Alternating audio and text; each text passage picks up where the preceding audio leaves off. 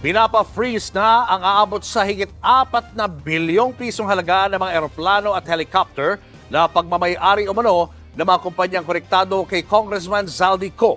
Nasa frontline na balitang yan si Ian Suyu. Private jet na nagkakahalaga ng 2 billion pesos, 2 helicopter worth 1.8 billion pesos, at iba pang air assets. Pagmamayari raw yan ng mga kumpanyang konektado umano kay Ako Bicol Party List Representative Zaldico. Sa kabuuan, aabot daw sa 4.7 billion pesos ang kabuuang halaga ng 11 aircraft niko. Nakalista ito sa assets ng Misbis Aviation and Development Corporation at Hightone Construction. 114 million pesos naman ang chopper ng isa pang top contractor ng flood control projects sa bansa na QM Builder. Hiniling na raw ni DPWH Secretary Vince Dizon sa Anti-Money Laundering Council na i-freeze ang bilyong-bilyong pisong halaga ng air assets niko at mga kontraktor na ito. Bukod sa air assets, pinapa-freeze din ng DPWH ang 474 million pesos na halaga ng mga sasakyan ng mga kontraktor at DPWH officials at employees na pinaiimbestigahan sa Ombudsman. Mahigit 270 million pesos dito ay pagmamayari ng mga diskaya. Kapag na-freeze ang mga ito, hindi na nila magagamit ang mga sasakyan at bawal din nila itong ibenta. Maniwala po kayo, umpisa pa lang po ito sa mga hahabulin nating mga assets. Hindi po kami titigil ang di mabawi ang pera ng taong bayan.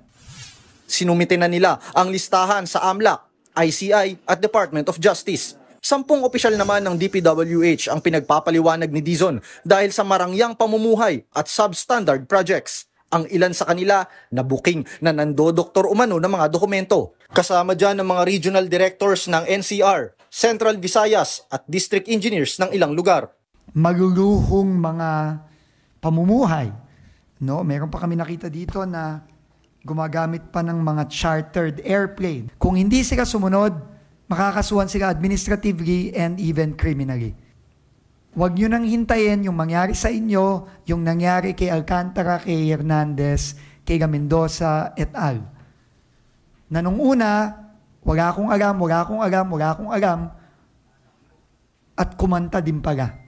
Binigyan sila ng 5 araw para magpaliwanag. Hindi naman nagulat si Dizon sa inamin ni dating DPWH Assistant District Engineer Bryce Hernandez na lahat ng proyekto sa Bulacan, 1st District ay substandard.